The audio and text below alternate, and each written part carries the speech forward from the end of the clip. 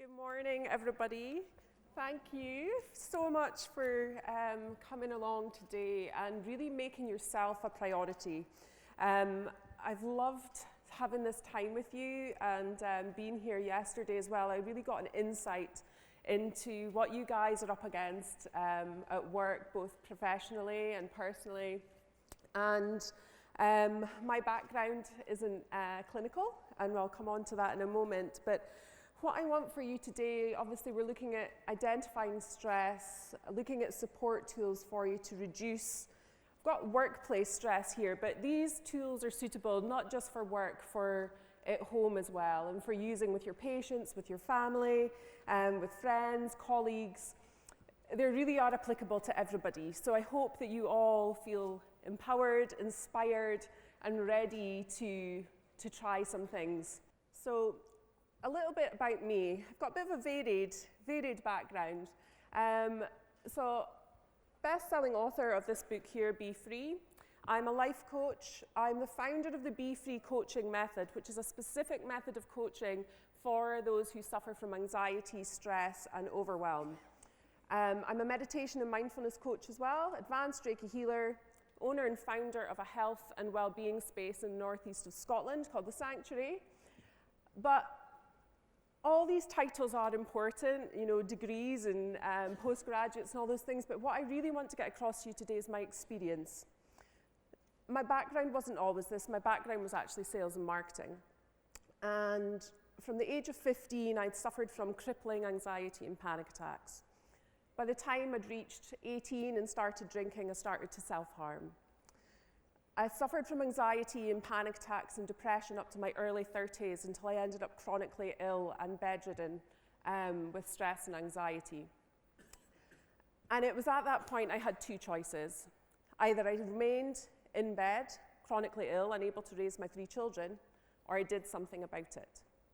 And that doing something about it has led me on to all these incredible things here, but also led me on to today and being here and being able to share some of these tools and techniques with you, because I now have the most incredible life, a life that I absolutely love, a life that is really, really joyful. And I want that for everybody else. I want everybody else to feel empowered to take control of their own mental health and physical health as well. Since we've been speaking a lot about skin over the past 2 days, I found that really, really interesting because I suffered from psoriasis as a teen. It covered my whole body from my throat down, which isn't what you want as a teen when you're wanting to go out drinking with your friends and do all those things. So I found a lot of that really, really fascinating, especially what Monty was saying yesterday. So what I want you to do is I want you to be able to take action when you leave here today. And by action, I don't mean you have to go and overhaul your whole lifestyle and make huge changes. It's just any small incremental step towards your own health, because that's what we're aiming for. We're aiming for health and wellness, not illness and disease. So I'm going to make it as interactive as possible for you today. I know it's building up towards lunchtime and you've taken in so much information in the past 2 days that I really want you to get the most out of this experience. And we're going to do a little grounding exercise to help just kind of land into this space. But before I do that, just out of interest, and I know you've just sat down, but I'm going to make some of you stand up again. How many of you in this room have ever practiced meditation and mindfulness? If you stand up. We're going to keep you moving. Okay, you're here for an hour and a half, so we'll keep you moving. Excellent. And how many of you practice it daily? Stay standing. Okay, interesting. You can sit down.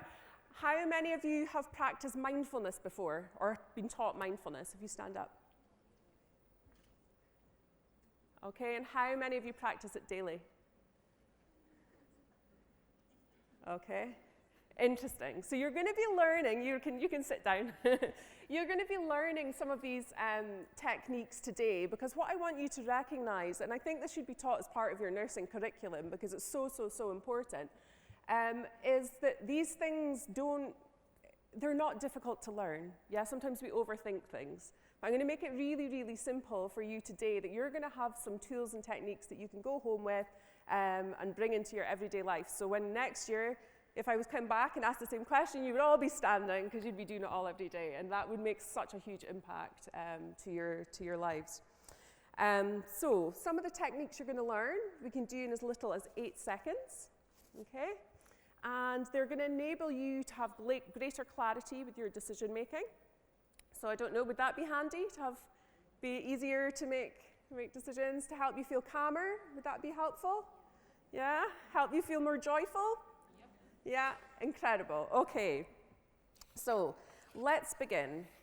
So for those of you who haven't done any kind of meditation and mindfulness or anything like that, just give it a go, see how you get on, and we'll give it a try. This is an exercise I use a lot, and I'll explain to you why after we do it. Now, when we're doing this exercise, I'm going to ask you to close your eyes. If you don't feel comfortable doing that, however, that's absolutely fine. Just bring your gaze down so you're not distracted by everything else that's going on in and around you. So what we're going to do is we're going to pop our hands on our knees facing downwards. Excellent. You have your spine nice and straight, but it doesn't have to be forced, but just nice and straight. Excellent. And just gently close your eyes or drop your gaze. Now, all I want you to do now is just bring awareness to your thoughts. What's going on in your mind just now?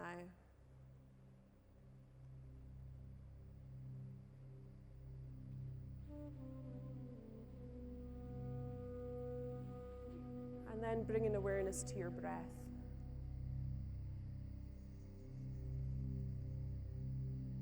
And then we're going to begin to deepen your breath. So feeling your chest, your ribs, your tummy expand. And slowly exhaling.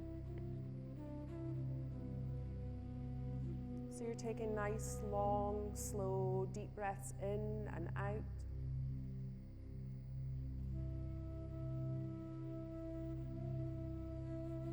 I want you now to visualize that you're drawing that breath up from the soles of your feet to the top of your head. And then taking that breath back down from the top of the head through the body into the ground beneath you. Breathing up from the soles of your feet to the top of your head.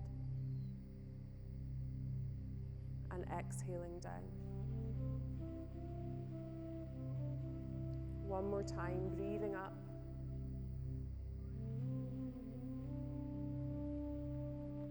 Exhaling down.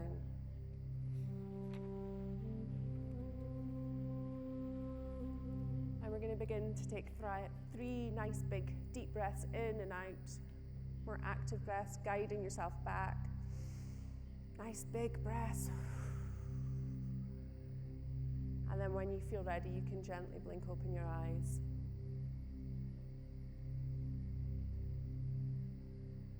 Okay. Well done.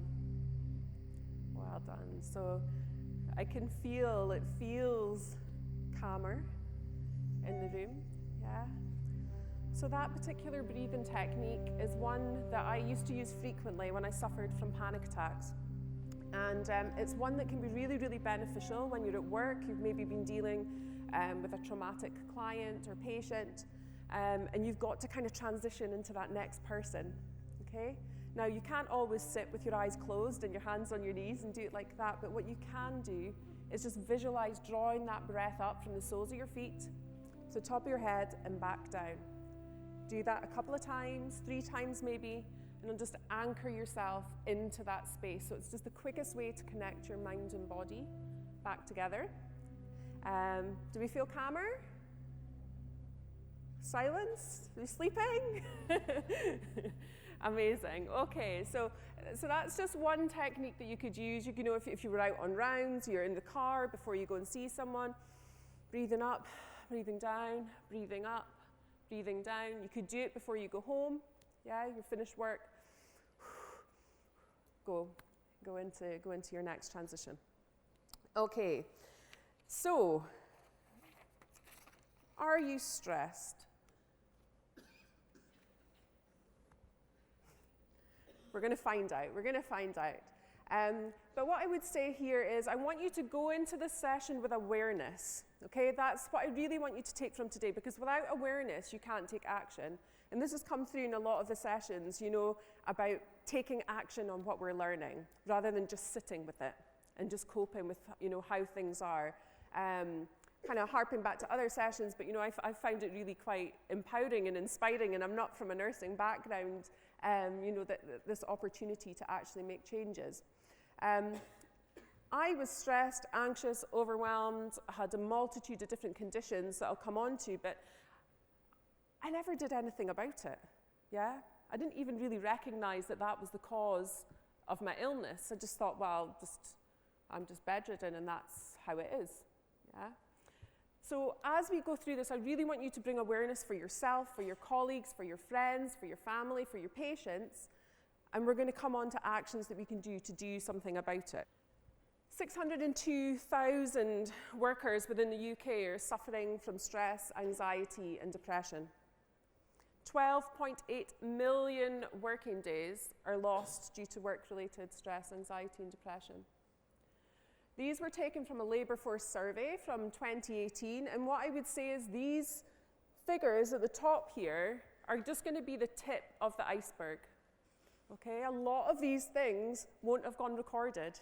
People don't want their employers to know that they're struggling. People don't want their employers to know that they're maybe suffering with anxiety or depression, because they don't want their employers to think they can't cope. So a lot of that won't have been recorded. And when we come on to the symptoms of anxiety and stress and depression, you'll recognize that maybe some of the things will have been recorded as other things.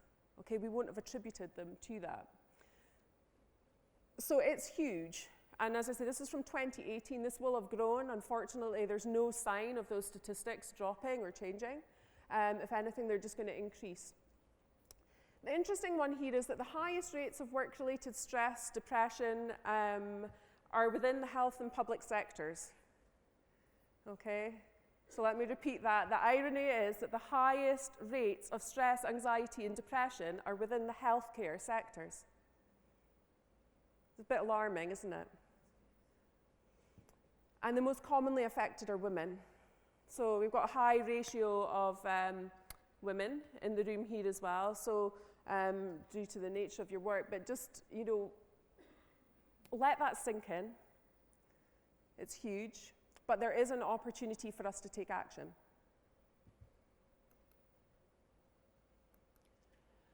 So I've broken identifying stress down into 3 key areas: physical, mental, and emotional. Now, I ignored every single one of these areas, hence ending up chronically ill and bedridden. But as we go through it, make a note, whether you write that down or you mentally just make a note. I would encourage you to write things down as you're here, because it's going to embed further into your psyche, or make a note on your phone. Sometimes it's easier to spot these symptoms in other people than it is ourselves. Okay? So we might not recognize it in our sister or a colleague or a patient, but we might not recognize it within ourselves. So make a note as we go through these symptoms, if you have them, okay? Or if you have ever suffered from any of them. Physical symptoms of stress. Now, I almost want to laugh at this list, because this would be like the list I would go to my doctor with. Yeah, I suffered from every single one of those things there except high blood pressure. Yeah. Now, all of these in isolation could just be attributed to, oh, I suffer from muscular tension, I have pain in my shoulders. I just spoke to a lady a moment ago who was saying that she suffered from back pain related to stress, which is really, really common. So in isolation, these things might go unnoticed. You might not recognize them as symptoms of stress. However, when you begin to take this holistic view, and that's what I've loved about having this time with you guys this past 2 days, is that there's a real encouraging stance towards a holistic view of a patient. Okay, but I want you to take a holistic view of yourselves as well, not just your patients. Because if you bring the best version of yourself, you're going to be better at your job, you're going to be able to identify things more clearly. So have a little look at those things there. Skin conditions, obviously I mentioned psoriasis, and Monty covered some of those things yesterday. Physical fatigue, this is then compounded with things such as issues with sleep, so people really struggle maybe with insomnia, with racing thoughts, so they might struggle to sleep, which then compounds the physical items. Then that can compound the immunity, compound the tension. It's this cycle of symptoms, which, so you can treat individually, but you're not really treating the root cause. Mental symptoms of stress. So this is what I was mentioning about, would you like to be able to make decisions more clearly? So if you're struggling with a difficult patient, or you've got to make a decision really, really quickly with regards to how to respond, when we're stressed and anxious and overwhelmed, we can't do that. Okay, our brain's fuzzy, our thoughts are fuzzy, mentions here anxiety or nervousness, and then also depression. Okay, emotional. Now, by the time you reach this point, this is a real red flag.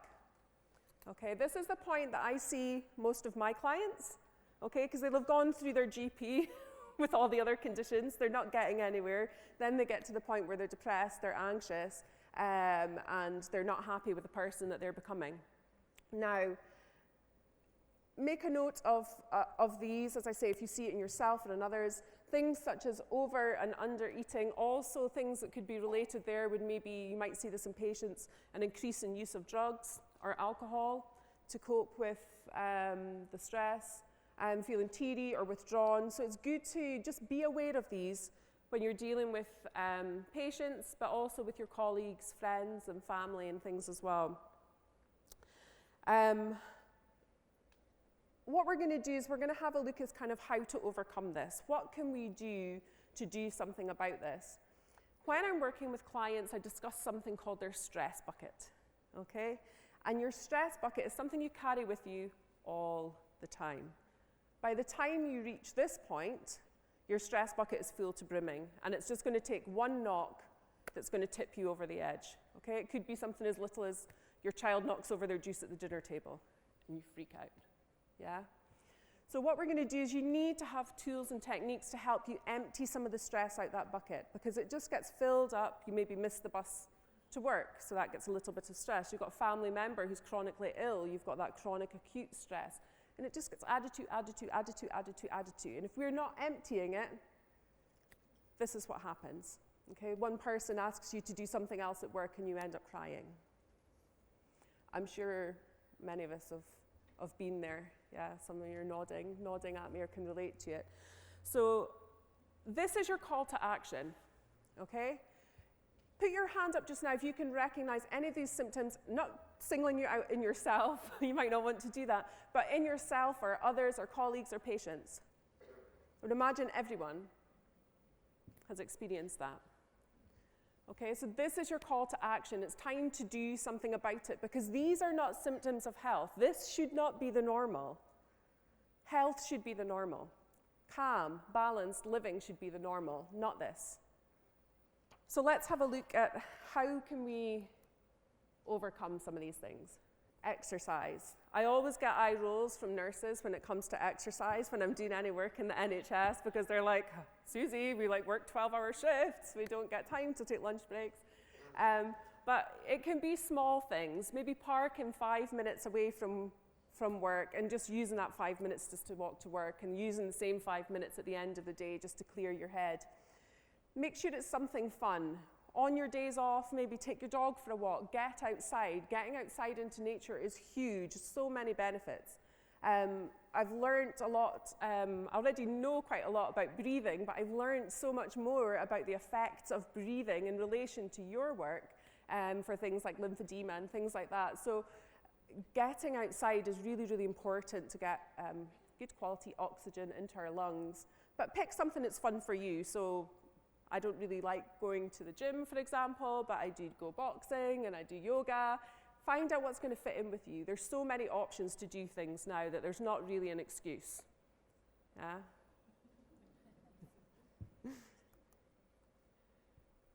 I'm not renowned for being overly touchy-feely, even though my job's quite touchy-feely. I do like people to take action.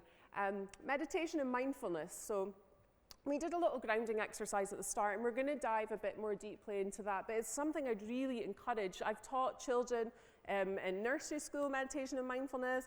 I've taught people who are retired meditation and mindfulness. It's suitable for absolutely anyone and everyone. It's an incredible tool. It's one that helped me overcome my own anxiety and depression, and it's something that I do every single day of my life. Now, if you look at the symptoms that we've just covered for stress and anxiety, what I would say is you could probably find a published paper on the reduction of those using meditation and mindfulness on every single one of those things. Yeah, meditation and mindfulness will help boost immunity. Meditation and mindfulness lowers the risk of depression. Meditation and mindfulness lowers the risk of anxiety. So it's a really important thing. Don't be put off thinking that you have to be the Dalai Lama or a monk in a cave. Yeah, we don't. It's open and accessible to absolutely everyone. There's apps available. There's all sorts of different tools. And if you want to ask me about it, I can point you in the right direction at the end. Nutrition. This is also one that nurses get really annoyed with me about. Some of the worst, I've done a lot, I do work in the NHS and I do work in private sector as well. And what I would say is some of the worst staff canteens I have seen have been within the NHS. Okay? I'm talking caffeine, biscuits, chocolate. I'm not saying don't ever eat those things, but what we're wanting to kind of take away from this is you're trying to create balance for yourself. You have really hectic workloads. Your body's already under a lot of pressure. Your mind's already under a lot of pressure. You want to feed it nutrient-dense food that's going to support you.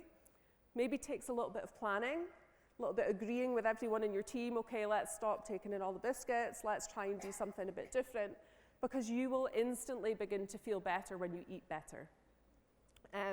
As I say, it's a struggle, especially if you are feeling stressed, because the first thing you want to do is kind of feed that, get that instant boost.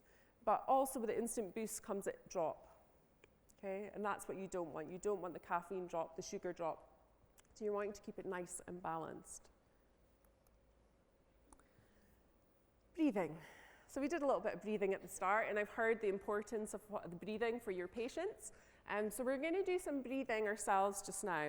As I said, we're going to keep it interactive. Breathing is a great tool for keeping us calm, great for detoxing our system, great for aligning mind and body. So it's something that we're going to learn a number of different techniques today, but we're going to dive into one just now. Now, this is my version. Did anyone in here do yoga? Okay, so you may have learned this in yoga differently, because I've changed it. It's the Susi version. So we're going to do what's called the 3-part breath. So it's deep diaphragmatic breathing. And I will teach you how to do that. So what we're going to do is we're going to pop our hands on our chest to begin with. And I want you just to breathe and see if you can feel your chest rising as you breathe. You can close your eyes if you want to. You can have your eyes open. Just feeling your chest rise as you're breathing in and out.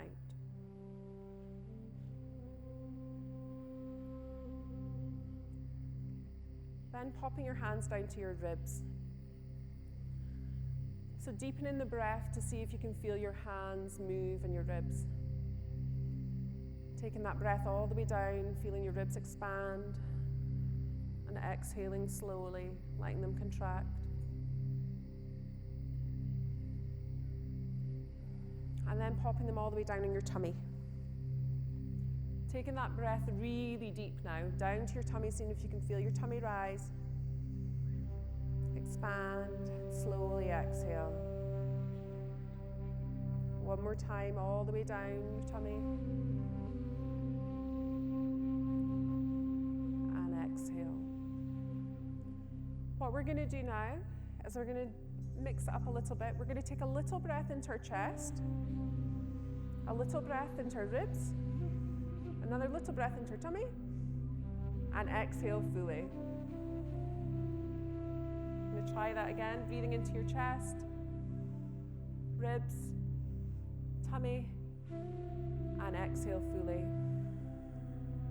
Last time, chest, ribs, tummy, and exhale fully. Okay, you can open your eyes.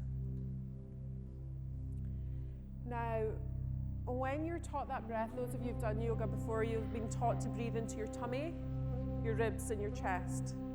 If you're not used to breathing in that way, or if you suffer from anxiety, you'll be very used to breathing in your throat or your chest. Yeah, you're not going to be used to breathing down here. So it's quite hard to visualize starting out here and building it up. So that's why I teach people to do it the other way, anxiety sufferers to do it that way. So you're getting this deep, deep inhalation and exhalation. Using our breath is one of the quickest ways to change our body into our parasympathetic nervous system.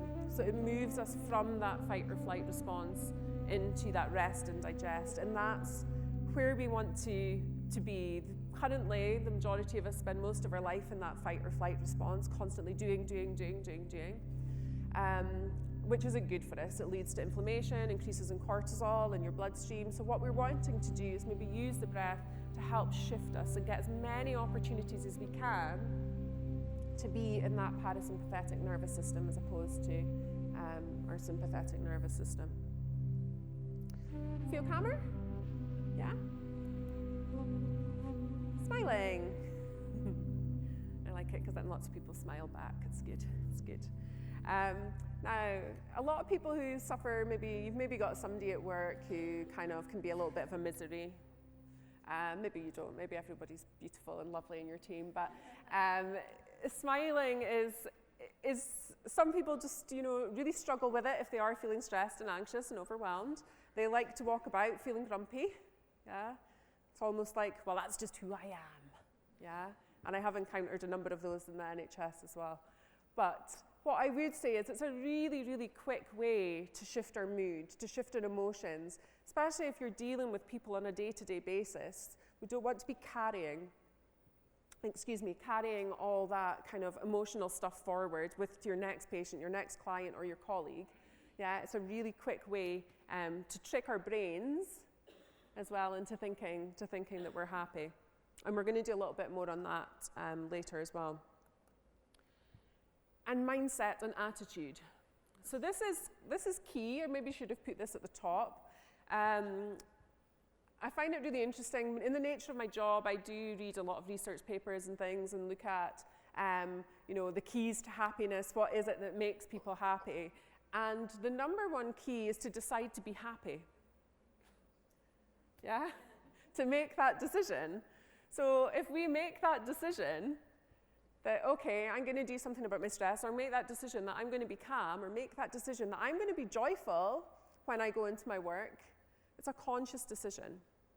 Okay, so this is one of the key areas, because without that, you can't really do anything. It won't matter. You need to have the mindset to go with it. So some of these things will be really, really easy to implement. Breathing, okay, we do it all the time. We take kind of 25,000 breaths a day. Obviously, they're not conscious. Yeah, our body's very good like that. It helps us. But if we can make them more conscious, we can do something about that. Nutrition might take a bit of thought and planning, but our mindset and smiling are really, really easy things that absolutely everybody can implement. Okay, everyone's looking for some serious faces. Yay. Okay, now, what I would say is some of the things you might think, well, I just can't deal with that just now. I just don't have the time to think about doing my diet differently. I don't have time to be going to the gym or working out or doing that. And that's fine, but it's just accepting. Sometimes acceptance will make a difference as well. Accepting that, okay, this is a really difficult time for me just now. You maybe have an elderly parent or something that you're looking after, or all sorts of different things happen in our lives. But just accepting that actually I'm doing the best I can. I'm going to smile, I'm going to breathe through this and recognize that when the time comes, I can do something about it. And what that will do is it allows you to release some of the stress and tension in and around that, because when we are carrying that attitude of I should be doing more and I'm not doing this right and I'm not even doing that, it actually creates more stress and tension, and that's not what we want. So to conclude, If you have identified stress, anxiety, or even depression, there are things that you can do about it. It's all lifestyle options. We've discussed that yesterday as well. Some of the speakers were speaking about that with their patients. And if you can't do something about it, then surrender. Okay? Surrender and just allow things to be as they are. Don't fight it.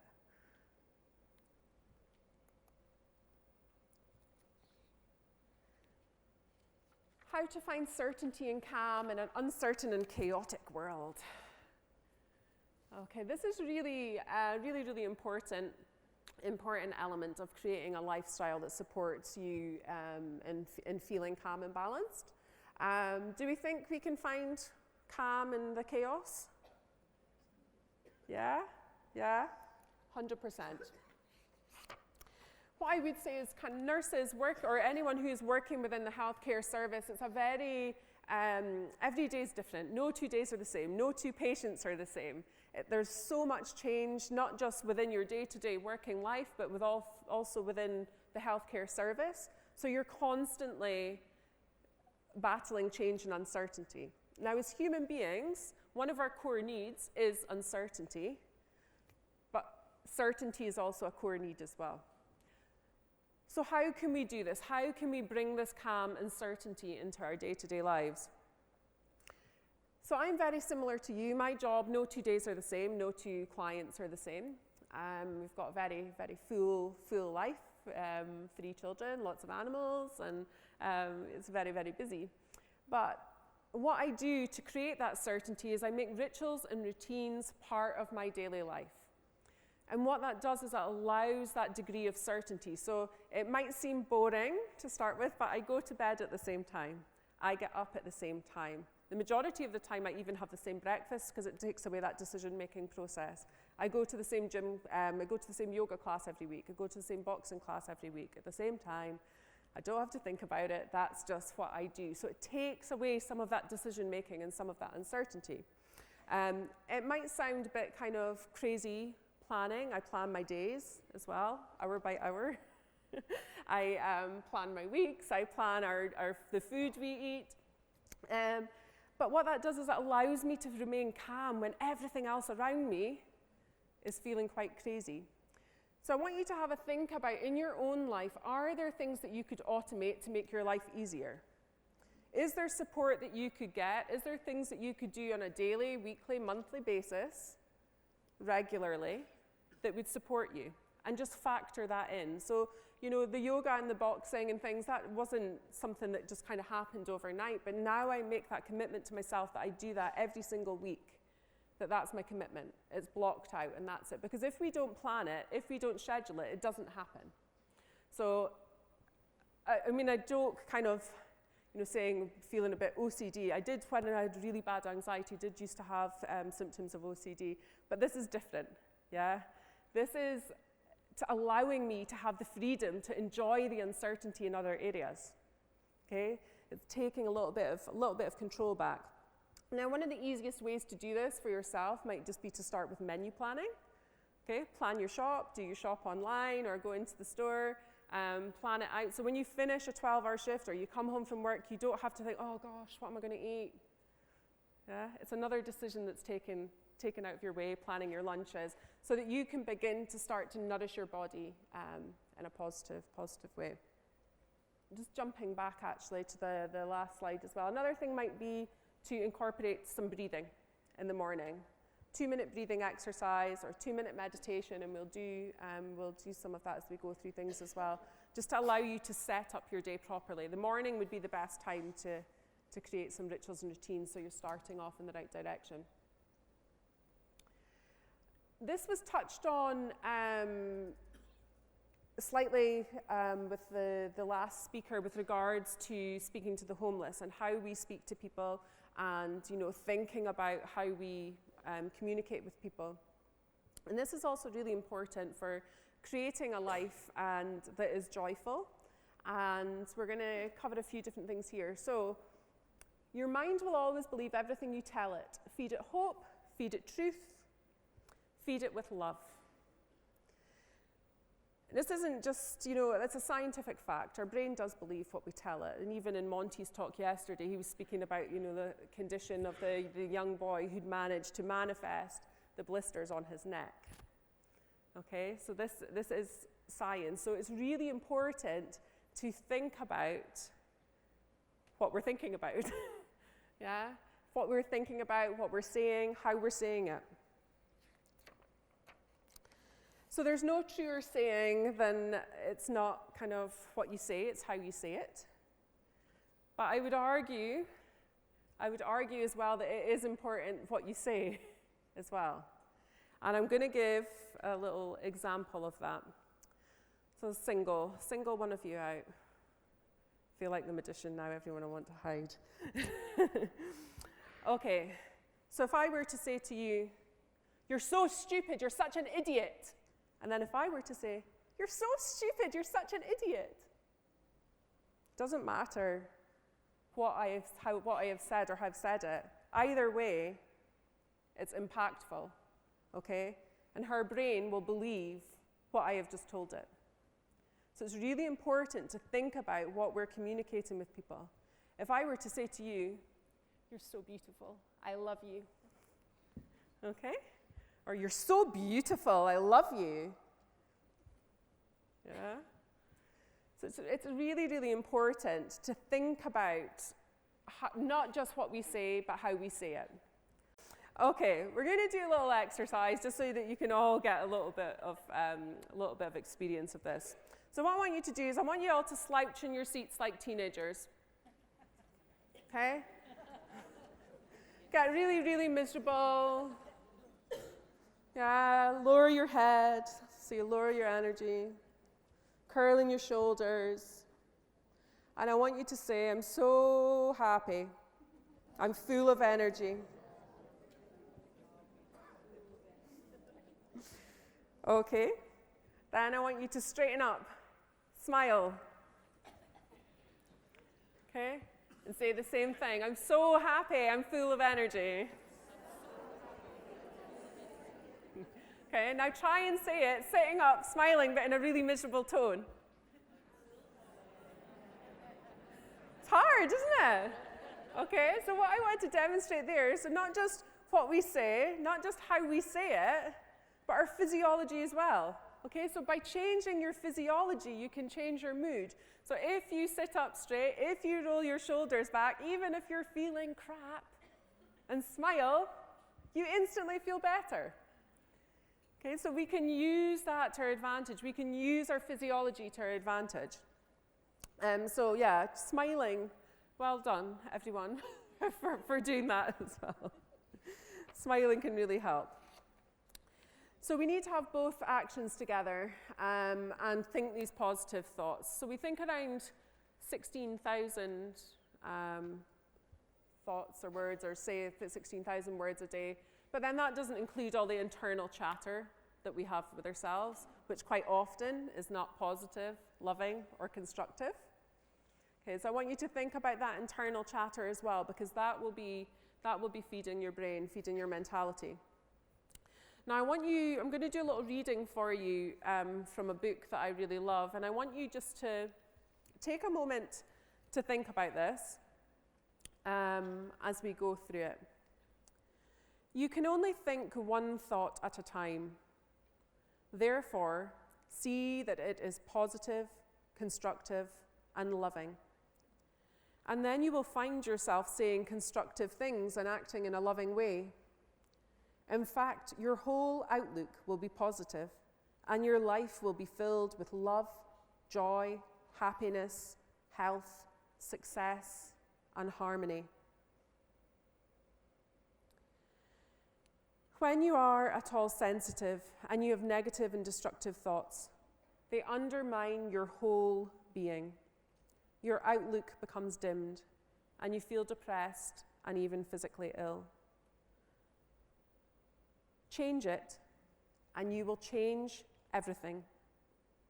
You may imagine that you're surrounded by many difficulties and that your whole situation is to blame for your negative state of mind. Aren't your thoughts your own? Aren't you free to raise your consciousness and think loving, positive, constructive thoughts that create your well-being? The choice always lies in your hands. So we have an opportunity, but that opportunity to change only comes with awareness. So become aware of the thoughts that you're maybe telling yourself. I know when I was in bed and I was bedridden, the thoughts that were going through my head were horrific. And if anyone has read my book, you will be part of that. But the things that we say to ourselves are horrendous. But one of the easiest ways to change my health and to take control back was through mindset. And I did that through listening to things called affirmations. And affirmations are positive statements that we say to ourselves. They're always about ourselves, and they're always in present tense. So we're going to have a little practice all together. I told you I'm going to keep you awake till lunch. Maybe you had a late night last night partying. But they can give us the power and strength when we're maybe not feeling that ourselves.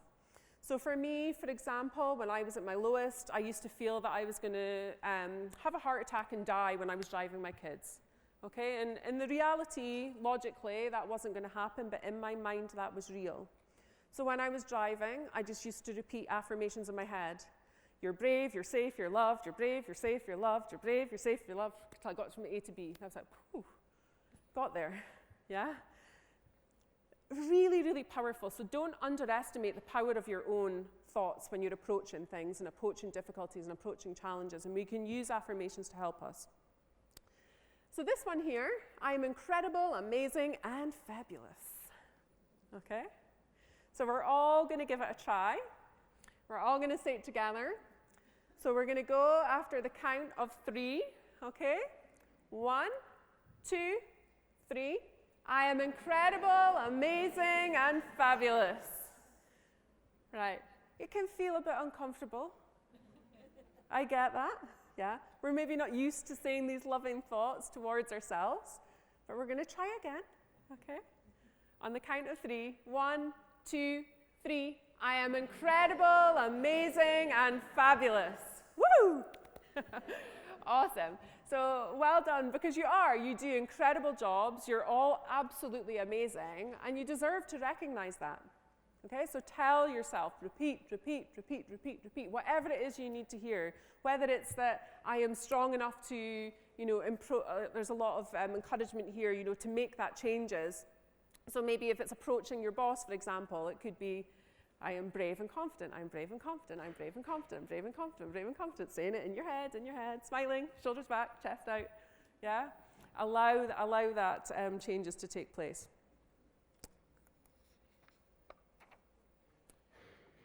Right, this is an area that I found really, really quite interesting, and it wasn't actually something I'd considered to start with, but it's definitely something I felt the effects of. So when you're working with a large number of people, it can be quite tricky to kind of protect our own energy. So I mentioned kind of jokingly, you've maybe got that one person at work, it's really, really negative, okay? You spend time with them and you're like, oh, yeah, totally drained, okay? But then there's maybe that other one who's like really empowering and really joyful and happy, and you're with them and you're like, yeah, life's good, work's good. So it's not just craziness, you are actually picking up on their energy. I'm going to give you a quote from Einstein here. Everything is energy, and that's all there is to it. Match the frequency of the reality you want, and you cannot help but get that reality. It can be no other way. This is physics. So it's important to think about not just your own energy, but also the energy of people around you. You're working with patients who are going to be really quite distressed, who are maybe upset, who are maybe emotional, who are maybe suffering from depression, and you are going to be picking up on that energy as well. It's hard not to, because in the nature of your work, you're going to be empathetic. Okay, so you're going to pick up on these vibes, and then you can get to the end of your day, and I was getting to the end of my day just feeling exhausted. So what I'm going to suggest is, one, back to the other slides about overcoming stress, think about your sleep, think about your nutrition, think about your exercise, making sure you're fueling yourself with as much positivity as you can, because you're going to be coming into contact with possibly lots of negativity. But there's two other ways that I would suggest that you can use to kind of protect your energy or to clear negative energy at the end of the day. One of those techniques is by having a detox bath. Okay, you don't have to have a bath to do this. You could use a basin. But what you would do is you would have a bath with Epsom salts. And that's for a number of reasons. So Epsom salts are really great for clearing negativity, but they're also really, really good for balancing the nervous system. Okay, there's a high chance that many people in the room will be suffering from a magnesium deficiency just because of the nature of the food that we eat. But you know, this is a compound that's been around for thousands of years, used to treat muscle aches, muscle tension, things like that. But it's great for reducing inflammation. So it'll reduce inflammation in your body. It will reduce an inflammatory response to stress and anxiety and things. I'm going to just read this from here, but deficiencies in magnesium are linked to depression, headaches, migraines, chronic fatigue, insomnia, and then many other conditions as well. So it's something that is worth trying, just for kind of boosting yourself up, helping release tension, but also clear negativity. Now the other one, for those of you who haven't done any meditation or visualization before, might seem a bit crazy, but you can do it virtually in your mind, or you can do it for real. And I call it shower of positivity. Okay? So what you would do at the end of your day or the end of your shift, you can either visualize having a shower, and that shower is clearing all that negativity, all that other people's energy off you and down the drain. Okay? You can physically do it just in your shower, so all down the drain. And then visualize that shower changing to positivity, so it's filling you up, filling you up, filling you up, filling you up. So you can do that as a visualization, or you can do that as an actual activity. Some of the nurses I work with also use exercises at the end of the day, maybe breathing exercises. So what they would do when they get to the end of the day, they maybe take their uniform off, put it away, do some breathing, leave their work, it's left there. Yeah? So it's creating that degree of separation where you're not taking everything home with you. You're not taking everybody else's cares, worries, problems home with you, so that you can have that separation and enjoy your life out with work as well. This is maybe how you're feeling currently. Maybe not. But we're going to do a little mini mindfulness exercise just now. And what I would say is, like, meditation is not about your mind just being completely blank. Our brain is not designed like that, okay? And the way we use our brain, it's not designed like that. So don't feel like, oh, I'm not getting this, I'm no good at this, I'm just rubbish at this, because your brain's thinking about your train home or what you learned earlier, or you know, you need to get some shopping or whatever it is that's going on in your brain. Just allow it.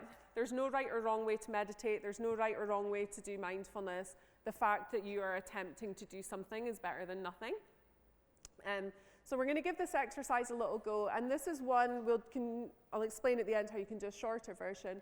But this is one that you can use at work. You can nip into the loo, lock the door, have a little mindful moment, or you're boiling the kettle. Have a mindful moment then.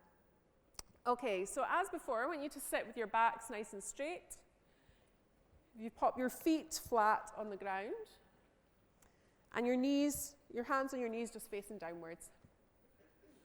And if you feel comfortable, you can gently close your eyes.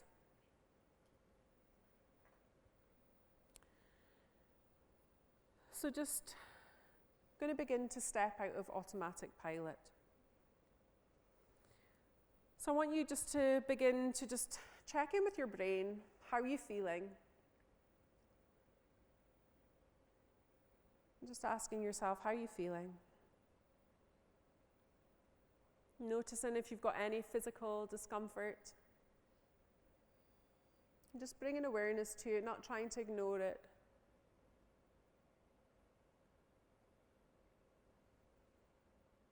So rather than trying to push thoughts or feelings away, you're just accepting them.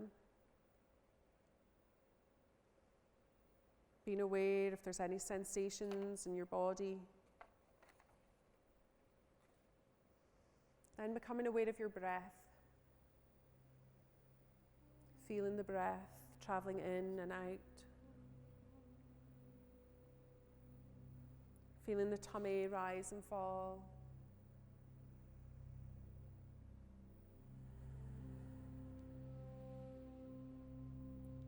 And just using the breath to anchor yourself in the present moment. And then becoming aware of the body as a whole. So your whole body is breathing.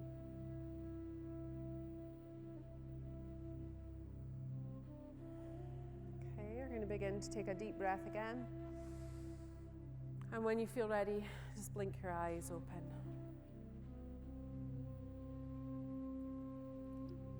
Okay. Well done. So there's 3 steps to that. You're recognizing how you're feeling, just checking in with yourself, asking yourself how you're feeling. Then becoming aware of your breath. And then just becoming aware of the whole body. Okay, so you can do that in the toilet. And it is important to check in with ourselves throughout our day to see how our day is going, because otherwise we're just on this current hamster wheel of life where we're not kind of acknowledging anything and we're just pushing. But just taking a moment in the toilet, locking the doors and say, how am I feeling? Breath, whole body. And then you can move forward. So you're beginning to acknowledge your emotions, you can accept them, and you can move through them. Perfect. So this is some of my favorite bits. So I've got 3 different breathing techniques that I'm going to teach you. And the first breathing technique here, some of you may be familiar with. It's got lots of different names, but this is kind of, again, my version of it. And what we're going to do is you're using a shorter inhale than exhale. So you're elongating the exhale. And what that does is it triggers the vagus nerve, which helps your body switch into that parasympathetic rest and digest mode. So even if you are anxious, or you maybe have a patient who's really anxious about their wound and you're trying to do something with it, you could ask them to breathe in this way, and it's going to help trigger them into that calm state, even if they might not actually mentally be thinking that they're calm. So we'll do this one for a moment. So just gently close your eyes again, or you can drop your gaze. And all you're going to do is you're just going to count in your head. You're going to breathe in for the count of 3. And exhale for the count of 5. Breathing in for 3. Exhale for 5. In for 3. Out for 5. Well done. There we go. So that in itself, even just 3 breaths, is enough to change your state, enough to change you into that calm state. I was doing that one at 2 in the morning. This morning. So it's helpful. It's a good one to do in the morning. As soon as you wake up, lie in your bed before you jump into just like doing mode. Just lie, breathe in for 3, out for 5. So you can take control of your day. You take control of how you're starting off that day. The next one's called Peace Begins With Me, and hopefully you'll be able to kind of see my hands. But what we're going to do here, we're going to use our hands as we do this one. So you're going to touch your thumb and your index finger. This is going to be the word peace. Then we move on to the next finger. Begins with me. I'm loving how you're all putting your hands up in the air like me, and I'm just doing it so you can see. You can have them on your knees. Sorry. So yeah, you can have them on your knees. It's a helpful one to do, maybe like, say you were stuck on a train, or you're at work and kind of underneath your desk. And so we'll do this one together. You can do it with your eyes open or closed. So we're going to go, peace begins with me. Peace begins with me. Peace begins with me. Well done. So this is a slide you might want to take a picture of so that you can return to you can return to and utilize. The last one, peaceful breathing, is one that I really, really enjoy. And what we do here is as we inhale, we think the word peace, and as we exhale, we think the word full. So we're making this lovely peaceful breathing. Now, when we're using like the peace begins with me or a peaceful breathing, we're helping to focus the mind on a word. In this case, peaceful, or the words peace begin with me. So it helps stop our thoughts running. So if you're thinking, oh, I can't meditate because my brain goes 100 miles an hour and I can't slow it down, you can use techniques like this. So you're using different senses, or you're using the repetition of a word to hold your thought. So we'll do a couple of breaths doing our peaceful breathing. So again, you can have your eyes open or closed.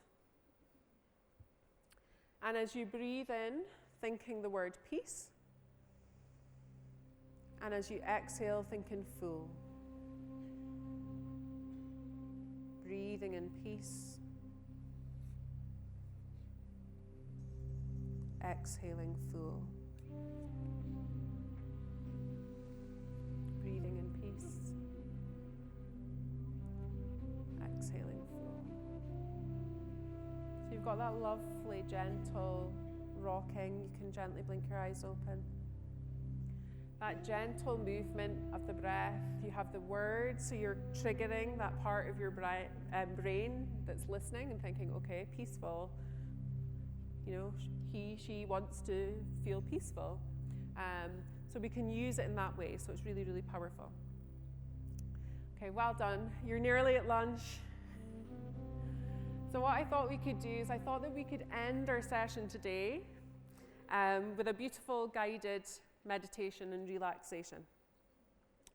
Now, as I said, for those of you who haven't done this before, just go with it, just give it a try. You can open your eyes at any time. You don't have to do it, but just, give it a try. I asked my meditation students to pick a meditation for me to teach you guys today, and this was the one that they picked that they really, really love. It's perfect for doing seated, but when you're at home, obviously you can do it lying down or whatever works for you. So making yourself as comfortable as possible, having a little wriggle, whatever you need to do to feel comfortable. Popping your feet again flat on the floor, just helping you to connect. Don't want anyone falling off their seats, falling asleep. And pop your hands on your knees again. So if you feel ready, you can just gently close your eyes.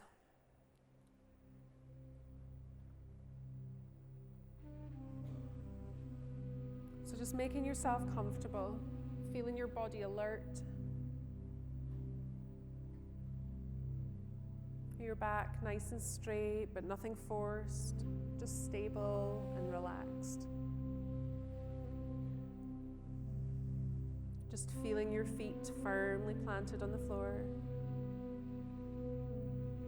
Feeling your legs, your hips, your lower body, your upper body. Becoming aware of your arms, your shoulders.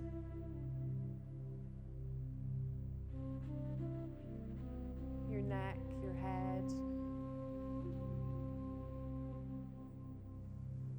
And then bringing awareness to your breath.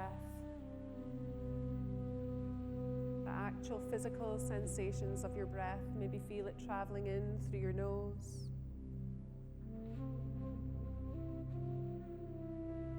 Feel it traveling in and out.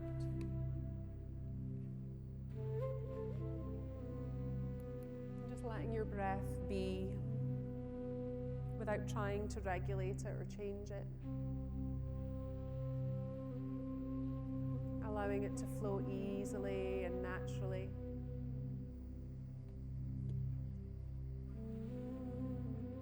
And just knowing that you're breathing perfectly well right now. There's nothing else that you need to do.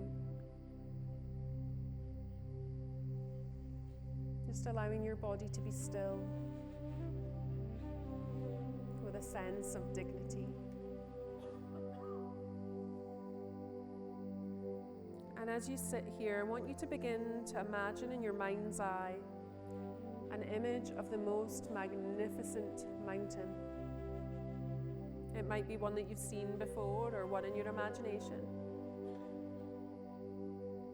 And just letting that mountain come into greater focus, seeing its overall shape, its lofty peak, and its large base rooted in the bedrock of the Earth's crust. Noticing how massive, how solid, how unwavering. And perhaps your mountain has snow blanketing the top or trees. Just observing it, noting it.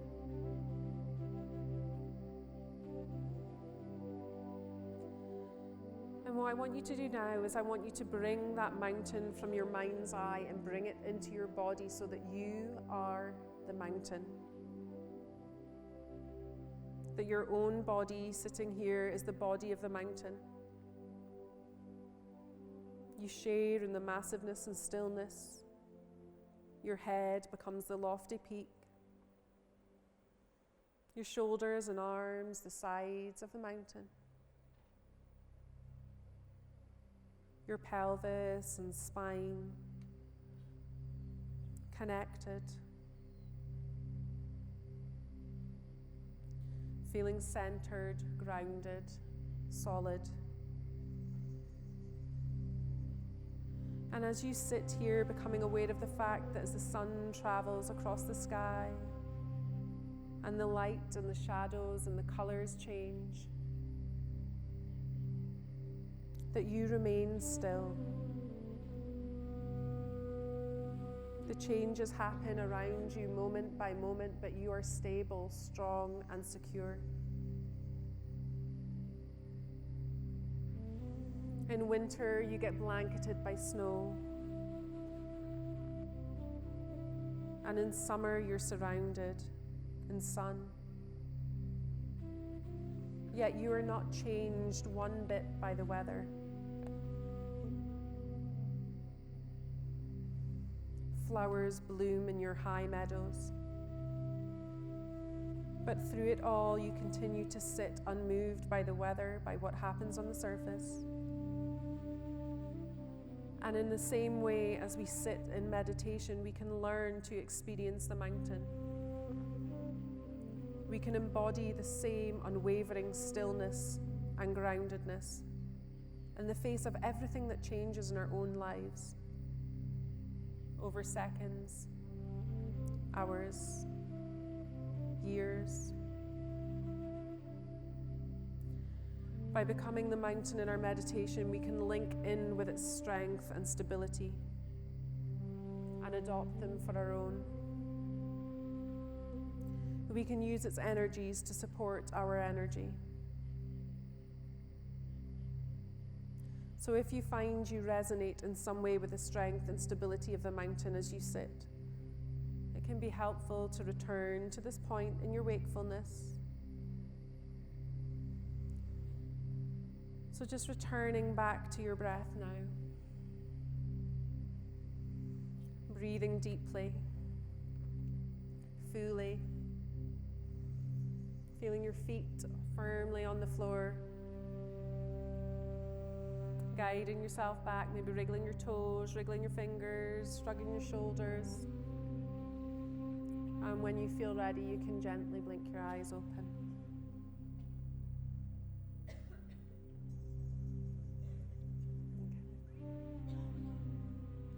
Well done. So for those of you who've never meditated before, you can't say that now. Yeah, well done for giving it a go, and I hope that you have found that of benefit. What I would say is I've got lots of free tools available. I'm quite active on social media as well and blogging and things, so you can find me online in most spaces.